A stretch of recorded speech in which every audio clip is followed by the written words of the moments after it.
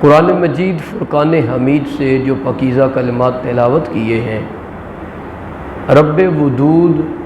ارشاد فرما رہا ہے وَلَوْ أَنَّهُمْ إِذْ ظَلَمُوا أَنفُسَهُمْ، اور اگر جب یہ لوگ اپنی جانوں پر ظلم کر بیٹھے تھے، جاؤکا چاہیے تھا کہ یہ میرے محبوب نبی کی بارگاہ میں حاضر ہوتے، فاستغفروا اللہ، پہلے خود اللہ سے استغفار کرتے، اللہ سے توبہ کرتے، واستغفر لہم الرسول، پھر میرے محبوب نبی کو عرض کرتے یا رسول اللہ صلی اللہ علیہ وسلم آپ بھی ہمارے گناہوں کی بخشش اور مغفرت کے لیے دعا فرما دیں کہ اللہ ہمیں معاف فرما دے۔ لَوَجَدُ اللَّهَ تَوَّابًا رَحِيمًا، اللہ فرما رہا ہے جب یہ اس انداز سے توبہ کریں گے تو یہ ضرور بر ضرور اپنے رب کو توبہ قبول فرمانے والا اور رحم فرمانے والا پائیں گے۔ حضور ضیاء الامت حضرت جسٹس پیر محمد کرم شاہ صاحب نور اللہ مرکزہ اپنی تفسیر ضیاء القرآن شریف میں اس آیت مقدسہ کے ضمن میں لکھتے ہیں کہ اللہ فرما رہا ہے اے رحمت عالم صلی اللہ علیہ وآلہ وسلم، نور مجسم، شفیع امم، جب یہ لوگ اپنی جانوں پر ظلم کر کے گناہ کر کے آپ کے پاس حاضر ہوں تو آپ نے اپنا کرم کا جو دروازہ ہے، جو عنایتوں کا دروازہ ہے، جو شفقتوں کا دروازہ ہے، جو مہربانیوں کا دروازہ ہے، وہ ان کے اوپر بند نہیں کرنا۔ جتنا بھی بڑا کوئی مجرم آ جائے، جتنا بھی بڑا کوئی گناہگار آ جائے، کوئی پاپی آ جائے، آپ نے اپنے کرم کا دروازہ بند نہیں کرنا۔ جب وہ آپ کے پاس آئے، آپ نے کیا کرنا ہے؟ اپنے ہاتھوں کو اٹھا کے میری بارگاہ میں التجا کرنی ہے، مالک اس کے گناہوں کو معاف فرما دے۔ میرے محبوب آپ جب میرا ترلا کریں گے، میں نہ صرف ان کے گناہوں کو معاف کر دوں گا بلکہ میں ان کے گناہوں کو نیکیوں میں تبدیل فرما دوں گا۔ اور یاد رکھیں یہ فیضان اور یہ برکت صرف اور صرف میرے اور آپ کے آقا صلی اللہ علیہ وسلم کے ظاہری زمانے تک محدود نہ تھی، بلکہ آج بھی اہل آنکھ جو دیکھنے والے ہیں انہیں یہ فیضان اور یہ برکت ہر لمحہ، ہر شان، ہر گھڑی جو ہے نظر آ رہی ہے۔ مولا کائنات علی المرتضیٰ شیر خدا علیہ السلام آپ فرماتے ہیں آقا صلی اللہ علیہ وسلم کے وصال کے صرف 3 روز بعد، 3 دنوں بعد ایک اعرابی میرے آقا صلی اللہ علیہ وسلم کی قبر انور پہ حاضر ہوا۔ حضور کی مبارک قبر سے مٹی اٹھا کے اس نے اپنے سر میں ڈالنا شروع کر دی، ساتھ میں رونا شروع کر دیا اور ساتھ میں عرض کرنی شروع کر دی میرے آقا صلی اللہ علیہ وسلم آپ نے جو فرمایا وہ ہم نے سنا، جو آپ نے اپنے رب سے سیکھا وہ آپ نے ہمیں سکھایا۔ اس سکھانے میں ایک آیت مقدسہ یہ بھی تھی وَلَوْ أَنَّهُمْ إِذْ ظَلَمُوا أَنفُسَهُمْ جَاءُوكَ فَاسْتَغْفَرُوا اللَّهَ وَاسْتَغْفَرَ لَهُمُ الرَّسُولُ لَوَجَدُوا اللَّهَ تَوَّابًا رَحِيمًا، کہ اگر یہ اپنی جانوں پہ ظلم کر لیں، یہ اپنے رب سے استغفار کریں، اس سے معافی مانگے، نبیوں کے امام کی بارگاہ میں حاضر ہو جائے، اسے کہے حضور آپ بھی ہمارے لیے معافی مانگے، تو اللہ فرما رہا ہے یہ مجھے توبہ قبول فرمانے والا اور رحم فرمانے والا پائیں گے۔ حضور میں نے اپنی جان پہ ظلم کر لیا ہے، اب میں آپ کی چوکھٹ پہ حاضر ہو گیا ہوں، میرے لیے اپنے رب کی بارگاہ میں ترلا کیجئے۔ حضور کے وصال کو ہوئے 3 دن ہوئے تھے، تو مولا کائنات علی المرتضیٰ شیر خدا فرماتے ہیں فنودیا فی القبر انہ قد غفر لکا، آقا صلی اللہ علیہ وسلم کی قبر انور سے آواز آتی ہے، میرے غلام چلا جا، میرے رب نے تیرے گناہ کو بخش دیا ہے، میرے رب نے تیرے گناہ کو بخش دیا ہے۔ قبر انور سے یہ آواز آتی ہے۔ تو اللہ کی جو ذات ہے نا وہ بڑی کریم ہے یار۔ انسان کی فطرت میں گناہ رکھا گیا ہے۔ انسان کا دشمن ہے شیطان، ازل سے لے کے ابد تک اس نے انسان کو قدم قدم پہ پھسلانا ہے، راہ ہدایت سے جو ہے اس کا کام ہے، میں نے اسے پھیرنا ہے۔ لیکن یاد رکھے، بندہ جتنا بھی مجرم ہو اپنے رب کا، بندہ جتنا بھی گناہ گار ہو، لیکن صدق دل سے جب وہ ایک مرتبہ اپنے رب کی بارگاہ میں حاضر ہو کے شرمندگی کے آنسو بہا کے اس سے معافی مانگتا ہے، وہ کریم پروردگار نہ صرف معاف فرماتا ہے بلکہ گناہوں کو بھی کریم پروردگار نیکیوں میں تبدیل فرما دیتا۔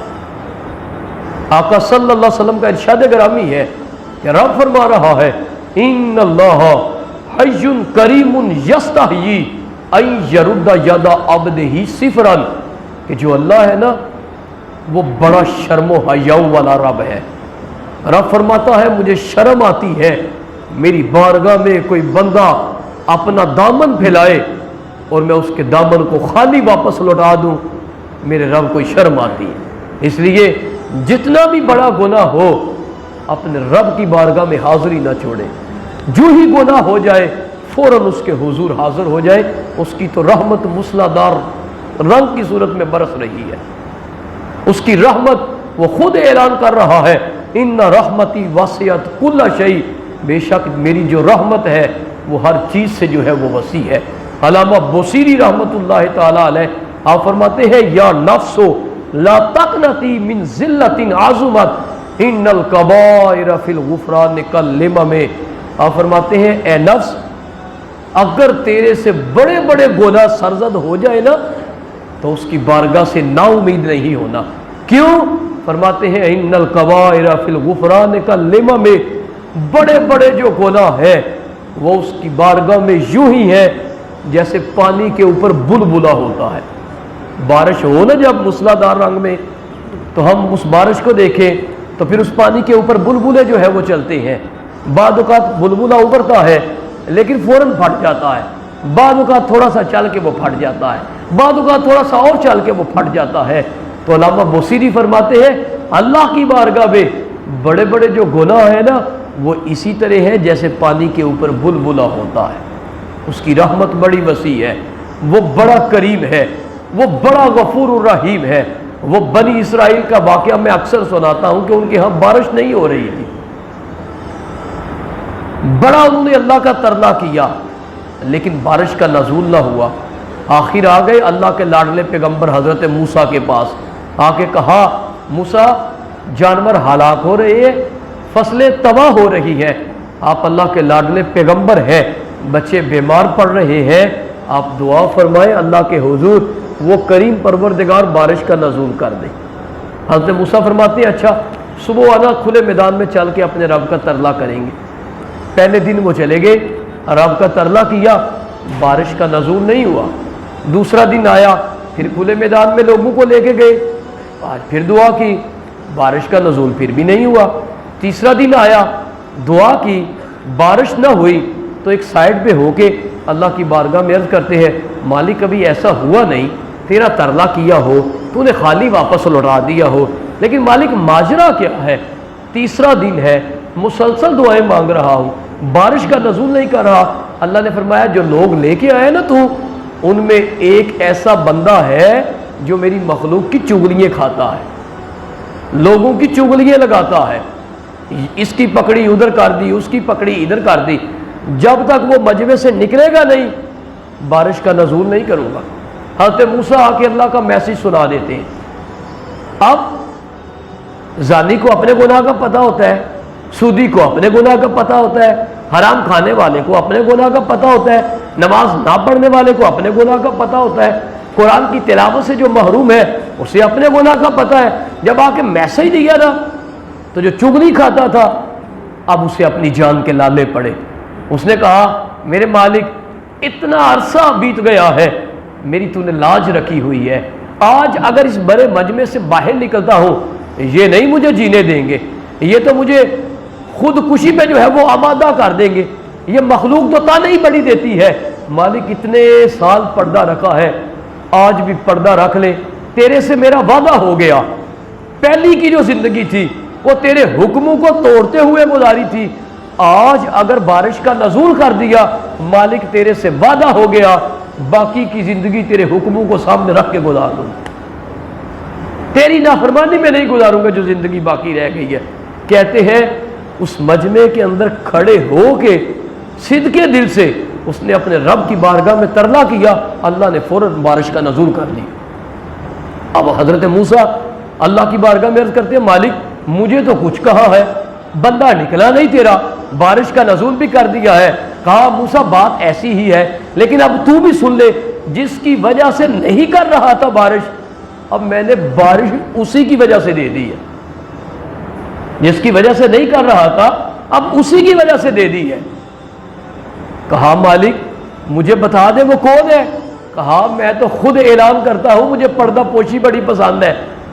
مجھے پردہ پوشی بڑی پسند ہے۔ تو موسیٰ میں پردہ پوشی کو پسند کرتا ہوں، میں کیسے اس کا راز جو ہے وہ فاش کر دوں، میں نہیں تمہیں بتا سکتا۔ تو سامعین محترم ایسے رب کو ناراض نہ کرے یار، جو اتنی جلدی راضی ہونے والا ہے، جو اتنی جلدی ماننے والا ہے، ایسے رب کو کسی بھی صورت میں ناراض نہ ہونے دے۔ حضرت ابو حفص حداد ایک اولیاء کے بادشاہ گزرے ہیں، لیکن ولی بننے سے پہلے آپ ایک عورت پہ جو ہے وہ قربان ہو گئے، اس کی گلی کے چکر لگانے شروع کر دیے، اس سے محبت ہو گئی، دن رات اسی کے گلی کے چکر، لوگوں نے بڑے تانے دیے، باز نہیں آئے۔ آخر ایک روز ایک شخص نے کہا ابو حفص کیا چاہتا ہے؟ کہا میں چاہتا ہوں وہ عورت میرے نکاح میں آ جائے۔ کہا ایسا کرو فلاں فلاں یہودی ہے اس کے پاس چلے جاؤ، ایک وظیفہ دے گا، اس کے اوپر عمل کرنا، تمہارا کام ہو جائے گا۔ ابو حفص کہتے ہیں میں چلا گیا اس یہودی کے پاس، کہتے ہیں اس یہودی نے مجھے کہا ابو حفص چاہتے ہو وہ عورت تمہارے نکاح میں آ جائے؟ 40 دن جس رب نے زندگی دی ہے اس کی نافرمانی کرنی ہے، کوئی چنگا کام نہیں کرنا 40 دن۔ کہا جی ٹھیک ہے۔ کہتے ہیں مسلسل 40 دن کوئی نماز نہیں، کوئی قرآن نہیں، کوئی عبادت نہیں، کوئی نوافل نہیں، میں نے اپنے رب کی نافرمانی میں گزار دی۔ 40 دن بیت گئے،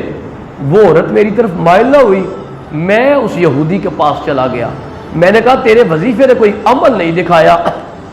اس نے کہا ابو حفص سوچو کوئی نہ کوئی چنگا کام تو نے ضرور کر دیا 40 دنوں میں۔ اب 40 دن تھے، ابو حفص حداد کہتے ہیں میں نے سوچنا شروع کیا، پہلے دن سے لے کے 40ویں دن تک میں سوچا، اور سوچ بچار کے بعد میں اس نتیجے پہ پہنچا، فقط ایک اچھا کام میرے سے سرزد ہوا کہ ایک روز میں جا رہا تھا، گلی کے اندر ایک مٹی کا ڈھیلا مجھے نظر آیا، میں نے کہا کوئی بندہ اس سے ٹکرائے گا گر جائے گا، میں نے اٹھا کے ایک سائڈ پہ کر دیا تاکہ کوئی بندہ گرے نہ اس سے ٹکرا کے۔ تو کہتے ہیں آگے سے اس یہودی نے مجھے کہا، اس نے کہا ابو حفص حداد اس رب کو ناراض نہ کرو جس کی 40 دن تک تم نافرمانی کرتے رہے ہو، لیکن آگے سے اس نے تمہیں کچھ بھی نہیں کہا، اس نے تمہیں کچھ بھی نہیں کہا۔ ابو حفص حداد بول کے فرمایا کرتے تھے، فرماتے ہیں میری زندگی میں انقلاب پیدا کرنے والا کوئی مسلمان نہیں ہے، میری زندگی میں انقلاب پیدا کرنے والا ایک یہودی ہے۔ تو فرمایا 40 دن اس یہودی نے مجھے کہا تو نافرمانی کرتا رہا ہے اپنے رب کی، اس رب کو ناراض نہ ہونے دے، 40 دن تو نے اس کی نافرمانی کی اور آگے سے اس نے تمہیں کچھ بھی نہیں کہا۔ آپ ذرا تھوڑا سا سوچیں نا، جس شخص کے ہم ماتحت ہیں، جس شخص کے نیچے ہم نوکریاں کر رہے ہیں، ہم ڈیوٹیاں کر رہے ہیں، ذرا 10 دن 40 دن نہیں 10 دن ذرا اس کی نافرمانی کر کے دیکھے، ذرا 5 دن اس کی نافرمانی کر کے دیکھے، آپ کی وہ ماں اور بہن جو ہے وہ ایک کر دے گا، وہ آپ کو نوکری سے فارغ کرے گا، لیکن 40 دن تک آپ فرماتے ہیں میں نے اس رب کی نافرمانی کی اور آگے سے اس یہودی نے مجھے میسج دیا اس رب کو ناراض نہ ہونے دو۔ تو جیسے رمضان المبارک کی مقدس اور بابرکت گھڑیوں کے اندر اپنے رب کو راضی کرنے کی کوشش کر رہے ہیں، اسی طرح جو باقی کی زندگی ہے اس میں بھی اپنے رب کو ناراض نہ ہونے دیں، اپنے رب کو راضی کرنے کی کوشش کریں۔ رزق میں اور آپ جتنی مرضی کوشش کر لیں، یہ نہیں کہ کوشش ہم چھوڑ دیں، جتنی مرضی ہم کوشش کر لیں، کوشش لازم اس نے کی ہے، رزق وہی ملنے والا ہے جو میرے اور آپ کے اس نے مقدر میں لکھ دیا۔ رزق آپ کو وہی ملنے والا ہے۔ حضرت ذوالنون مصری صوفیاء کی لسٹ میں آپ کا نام ہے۔ حضرت سالم مغربی آپ سے پوچھتے ہیں اے ذوالنون مصری توبہ کا سبب کیا چیز بن گئی؟ تو کہا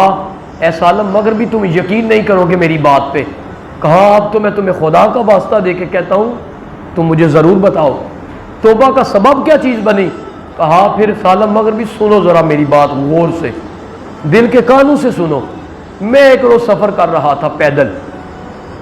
میرا گزر جنگل سے ہوا، تھک گیا میں پیدل چل چل کے، میں ایک پیڑ کے ساتھ نہ ٹیک لگا کے تھوڑا سا آرام کرنے کے لیے بیٹھ گیا۔ میری نظر سامنے والے درخت کے اوپر پڑی جس کے اوپر ایک گھونسلہ تھا اور اس گھونسلے کے اندر ایک اندھی اور نبینی چڑیا بیٹھی ہوئی تھی۔ حضرت ذوالنون مصری کہتے ہیں میں سوچ میں پڑ گیا اس چڑیا کو کھانا کہاں سے ملتا ہوگا اور اسے پانی کہاں سے ملتا ہوگا۔ کہتے ہیں خدا کی قدرت، وہ چڑیا میری آنکھوں کے سامنے زمین پہ گرتی، میں اب اس چڑیا کو دیکھ رہا ہوں، میرے دیکھتے ہی دیکھتے اس کے قریب دو سوراخ ہوتے ہیں،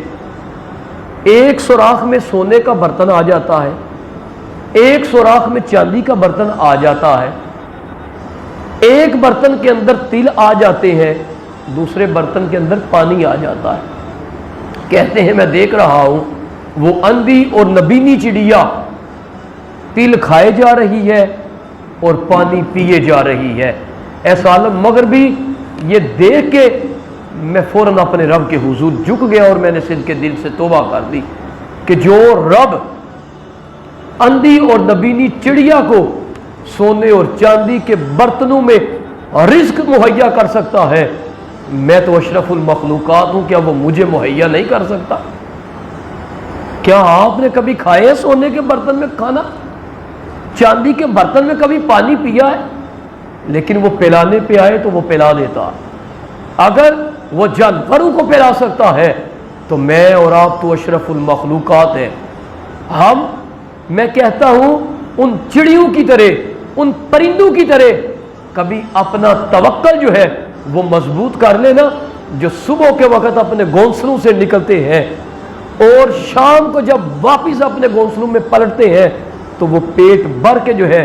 اپنے گھروں کے اندر جو ہے وہ پلٹتے ہیں۔ کبھی ہم جو ہے اپنا ایمان، اپنا یقین، اپنا اعتقاد جو ہے اس انداز سے پختہ کر لے تو پھر کریم پروردگار ہمیں وہاں سے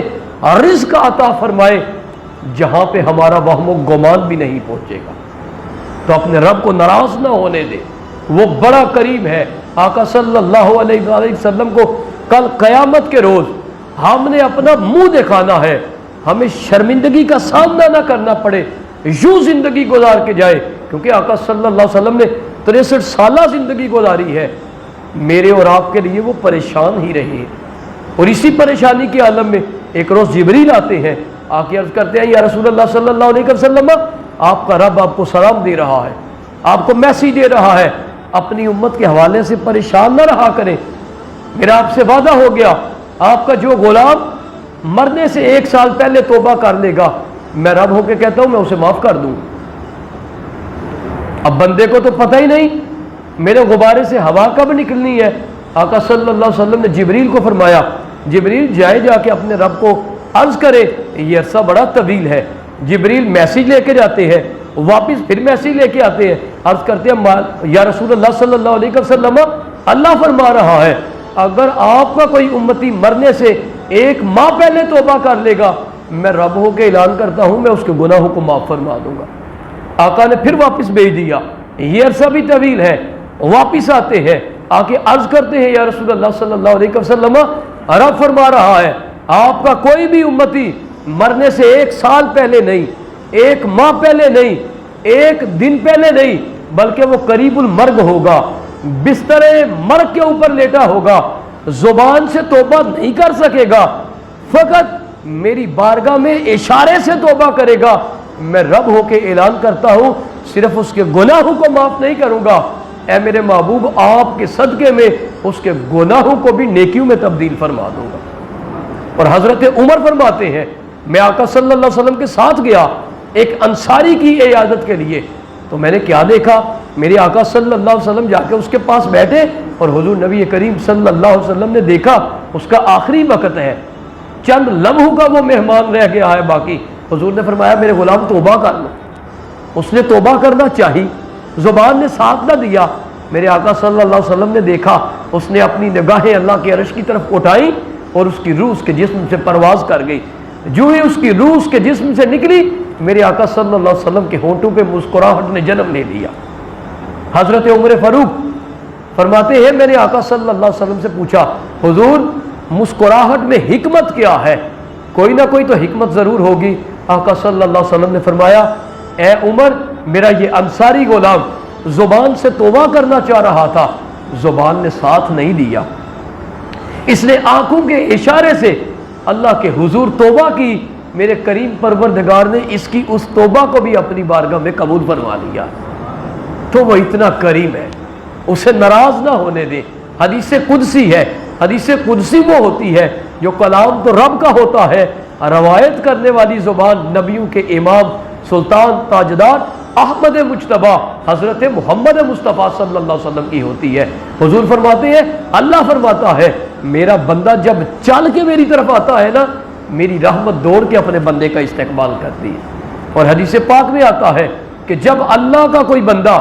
اللہ سے اپنا ٹوٹا ہوا تعلق قائم کرتا ہے، سچی توبہ کرتا ہے، اسے صلح کرتا ہے، تو اللہ اپنے ملائکہ سے فرماتا ہے اے میرے ملائکہ آج میرے آسمانوں پہ چراغاں کر دو، ہر طرف مجھے روشنیاں ہی روشنیاں نظر آنی چاہیے، تو ملائکہ عرض کرتے ہیں مالک کیا ماجرا ہے، آج پھر آسمانوں پہ تیرا محبوب تشریف لانے لگا ہے؟ اللہ فرماتا ہے نہیں آج میرا محبوب نہیں آنے والا، مالک پھر چراغاں کا سبب کیا ہے؟ اللہ فرماتا ہے آج میرے ایک بندے نے اپنا ٹوٹا ہوا تعلق جو ہے وہ میرے سے بحال کر لیا، میرے سے صلح کر دی ہے۔ تو اس لیے جیسے رمضان المبارک کی مقدس اور بابرکت گھڑیوں کے اندر اپنے رب کے حضور حاضر ہو رہے ہیں، اپنے رب کے حضور یار سچی توبہ کرے، اس کی بارگاہ میں ترلا کرے مالک جو گناہ سرزد ہو گئے ہیں میں نے تیرا ہی ترلا کرنا ہے، تو ہی میرا رب ہے، تیرے علاوہ میرا کوئی رب بھی تو نہیں ہے جس کے حضور میں جھکوں، جس کے حضور میں اپنے گناہوں کی معافی مانگوں، مالک تیرے حضور جھکتا ہوں، تیرے حضور التجا کرتا ہوں، میرے گناہوں کو معاف کر دے، اور میں کوشش کروں گا